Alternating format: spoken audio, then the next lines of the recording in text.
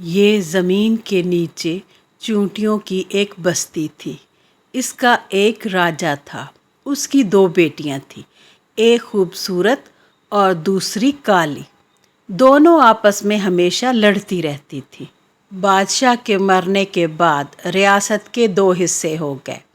खूबसूरत मलका जहाँ पर हुक्मरानी करती थी वो सारी चूंटियाँ काले कलर की थीं, और बदसूरत बेटी जिस जगह पर हुक्मरानी करती थी वो सारी चूंटियाँ लाल कलर की थी। बदसूरत काली मलका बहुत ही दिल की अच्छी थी। वो अपनी लाल चूंटियों को हमेशा मेहनत के लिए ज़ोर देती और ये लोग बड़े सलीके और तरीके से रहते। लाल चूंटियों को अपनी मलका से बहुत प्यार था। वो उसके कहने के मुताबिक दिन भर मेहनत करती, अनाज तलाश करती और सर्दियों के लिए अपने गोदाम भर देती। मगर दूसरी तरफ खूबसूरत मलका को अपने लोगों की परवाह भी नहीं थी। वो ना ही अनाज जमा करते थे, बस जो मिला खा लिया। वो अपना वक्त अपने दोस्त मनकू के साथ नाच गाने में ज़ाया करती और हमेशा कहती, मेहनत करने से क्या फायदा, ला ला ला ला ला ला ला ला ला। और फिर ये दोनों झूमते ही रहते। वक्त इसी तरह बीतता गया और कुछ ही अरसे बाद खाने पीने की चीज़ें कम होती गईं और सर्दियां भी शुरू होने को थीं। अब काली चूंटियां मरने लगी। मलका परेशान हाल अपने दोस्त के पास आई और बोली, मैं क्या करूं? हमारे लोगों के पास खाने पीने के लिए कुछ नहीं है, ऊपर से सर्दियां भी आने वाली हैं। अगर यही हालात रहे तो ये लोग मेरे खिलाफ बगावत कर देंगे और मुझे तख्त से भी उतार देंगे। अब तुम ही बताओ मनकू, मैं क्या करूं? लो भला मलका, ये भी भला कोई बात है परेशानी की। आप ऐसा करें, आज रात काली चूंटियों को कहें वो लाल चूंटियों के गोदाम पर हमला कर दें। आप जानती हैं ना, लाल चूंटियां बड़ी मेहनती हैं। उन्होंने अपने खाने पीने के लिए बहुत कुछ जमा किया हुआ है। फिर ये वहां से चोरी करके ले आए और काफी दिन गुजर जाएंगे अच्छे से। मलका को भी ये बात बहुत पसंद आई।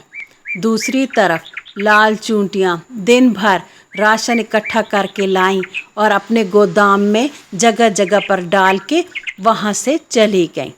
उसी रात खूबसूरत मलका के फौजियों ने गोदाम पर हमला किया और सारी मज़े मज़े की चीज़ें खाने पीने की उठाकर वहाँ से भाग गए। अब गोदाम पूरे तरीके से खाली था। सुबह के वक्त काली मलका गोदाम आई और बोली, अरे कुछ तो बताओ, तुम मेरे वजीर हो ना? तुम्हें इतना भी नहीं पता कि हमारे गोदाम में इतनी बड़ी चोरी किसने की? कौन आया था? किसी ने तो आते जाते किसी को देखा होगा ना? जी मेरी मलका, क्यों नहीं देखा? मट्टू ने देखा है। मट्टू कह रहा था कि ये खूबसूरत मलका के फौजी थे। उन्होंने हमारे गोदाम से सारी चीजें चुराई और यहाँ से चले गए।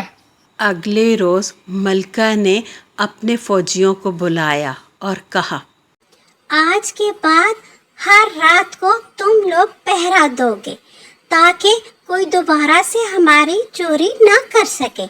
अगर इसी तरह चोरी होती रही तो सर्दियों तक हम कोई चीज जमा नहीं कर पाएंगे, और फिर तुम जानते हो जब बर्फ गिरनी शुरू होगी तो खाने पीने के लिए कुछ ना मिल पाएगा और फिर हम लोग भूखे मर सकते हैं। अब ये तुम लोगों की जिम्मेदारी है गोदाम को बचाना। दूसरी तरफ खूबसूरत मलका ने अपने फौजियों को इकट्ठा किया और उन्हें दोबारा से हुक्म दिया कि वो जाएं और गोदाम को एक दफ़ा फिर लूट के ले आएं। मट्टू सिपाही पहरा दे रहा था। वो बहुत डरा हुआ था क्योंकि वो जानता था वो कद में और ताकत में काली चूंटियों का मुकाबला नहीं कर सकते। काली चूंटियाँ कद और ताकत में बहुत ज़्यादा थी और लाल चूंटियाँ साइज़ में भी छोटी थी। मट्टू डर डर के पहरा दे रहा था। फिर अचानक उसकी नज़र काली चूंटियों की फ़ौज पर पड़ी जो कि गोदाम की तरफ ही आ रही थी। मट्टू बहुत डरा। पहले तो वो गोदाम के पीछे छुप के खड़ा हो गया, मगर फिर उसे और ज़्यादा डर सताने लगा तो मट्टू ने जल्दी से सीढ़ी लगाई और गोदाम की छत पर जाकर छुप गया। खूबसूरत मलका की फौज के लिए मैदान खाली था। वो आए और मज़े से सारा गोदाम एक बार फिर खाली करके वहाँ से चलते बने। मट्टू देखता रहा और फिर रात बीत गई। काली मलका को एक दफ़ा फिर बताया गया कि गोदाम को फिर से लूट लिया गया है। अब मलका ने दिल में फ़ैसला किया कि वो अपनी बहन से बात करेगी और इस मसले को आराम से बातचीत से हल करेगी।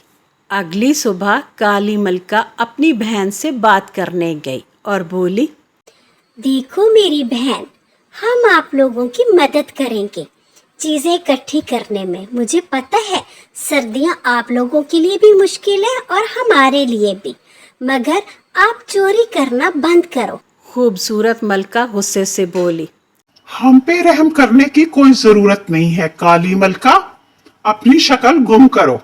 अगर अपने बाजुओं में ताकत है तो हमें रोक के दिखाओ, और अगर नहीं रोक सकती तो हमारे आगे घुटने टेक दो और गोदाम हमारे हवाले कर दो।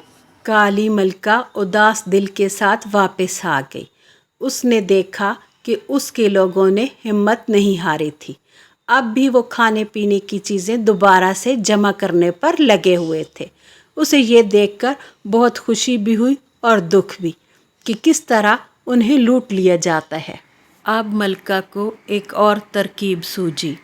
उसने सारे अपने सिपाहियों को इकट्ठा किया और उन्हें इतनी हिम्मत दिलाई कि वो लड़ने के लिए तैयार हो गए।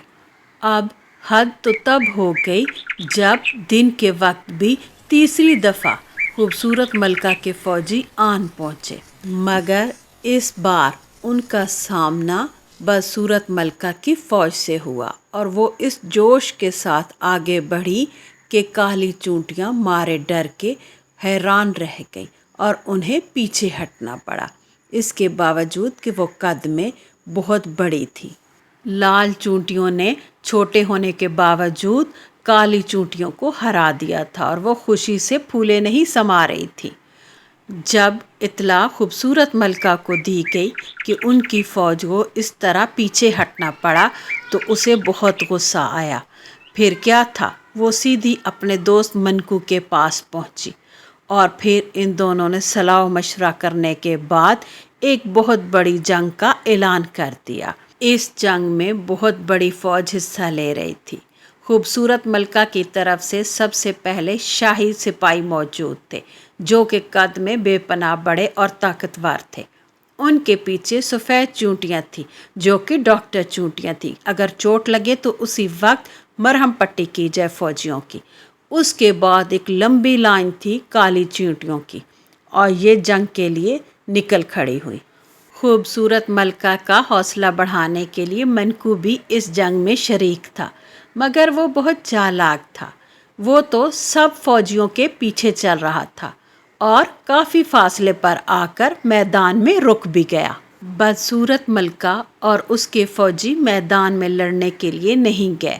वो अपनी ही गार की दोनों दीवारों को अजीब तरीके से खोद रहे थे। मैदान खाली देखकर काली चूंटियाँ और उनकी मलका इन्हीं गारों में दाखिल हो गई जहाँ पर लाल चूंटियाँ रहती थी, मगर वो ये देखकर हैरान रह गए कि अंदर गारें खाली थी। ये गारें नदी के किनारे पर बनी हुई थी, लेकिन फौजी एक मिनट ना रुके, वो आगे ही आगे बढ़ते गए। ये एक जाल था जिसमें ये फौज फंस चुकी थी। बदसूरत मलका ने अपनी गारों की दीवारें खोखली कर दी थी।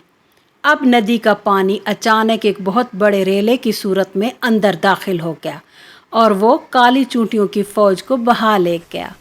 खूबसूरत मलका भी इससे ना बच पाई और इस तरह बदसूरत मलका ने अपनी जहानत से ये जंग जीत ली। मिनकू सबका बुरा हाल देखकर वहाँ से भाग खड़ा हुआ।